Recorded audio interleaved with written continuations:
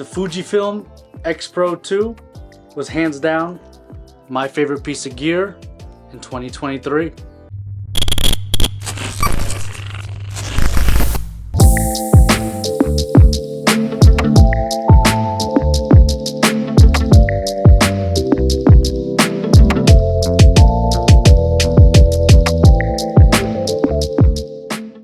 So I've almost had this for about a year, and my biggest struggle was finding a camera to go out and just shoot with.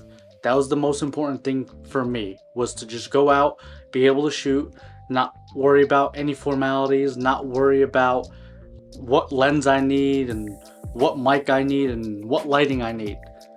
The X Pro 2 for me hit all the check marks. I was looking into the Fujifilm X100V, but to be honest, I mean, it was going viral at the time, and it was way overpriced if you couldn't get it for retail. And I wasn't about to drop, you know, $2,000, $2,500 on a camera that's essentially at the time 3 years old. But when I landed on the X Pro 2, yes, it's older. I believe it came out in March 2016. And to be honest, I love the look of the camera. The look of the camera itself basically checked off every check mark that I was looking for. When it came down to it, I was looking for a camera that I could just throw in my bag and use it as an everyday carry. Essentially, this would be going along with my wallet, my knife, my keys, and now this bad boy. There were a bunch of features on the X100V that I really loved, but to be honest, there are also a couple that I didn't really like so much that the X Pro 2 really nailed on the head. For example, this lens is removable.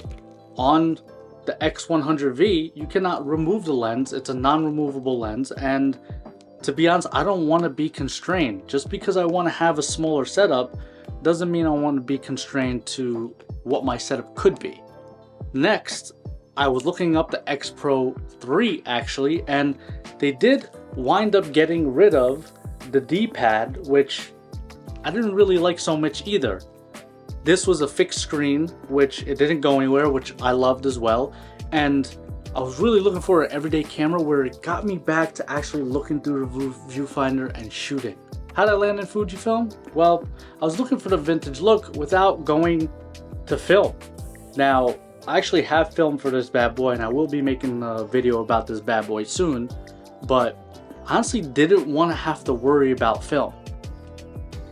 So my next option was the Fujifilm cameras are film simulation, which comes as close as possible to film.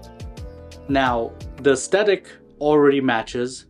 The recipes that are built in are fantastic, but you get to make your own recipes, as you guys know.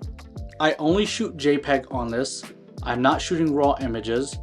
I am simply shooting and posting. I am not editing these photos whatsoever. If there are a couple of photos that I may need to edit, I absolutely will. But for the most part, I haven't really retouched any photos that I've taken with the X Pro 2. When it came down to it, at the end of the day, this is a travel camera. This is a camera I keep in my pocket. This is a camera I can pull out anytime. But there are a couple of things I don't like about this particular camera. Number one being the battery life. The battery life right now, I think I'm getting between 265 and 300 shots per battery on this, which absolutely sucks. The other thing I really don't like about this camera is that it's slow.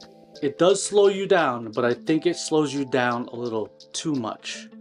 And also, lastly, the low light capability is not really that great.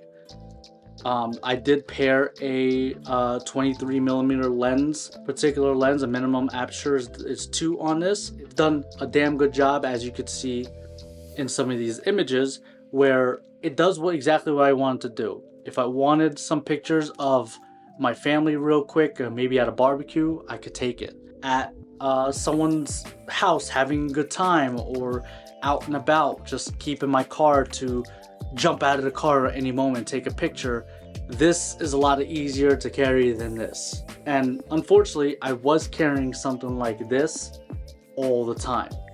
Now, don't get me wrong, I absolutely love my A7 IV, but as an everyday item, X Pro 2 is the way to go. I wouldn't pick one over another, either the X Pro 2 or the X100V. The X100V is a fantastic camera. I just haven't had the urge to spend more money than I need to. And this setup alone, I found on eBay just under $1,000. You can set yourself up pretty nicely if you actually take the time and research the camera you're buying and the lens you're buying. Guys, make a decision on what your budget looks like and the needs of why you're shooting when you're shooting. Other than that, don't forget to subscribe. It's your boy Simon, and I'll catch you in the next one. Peace.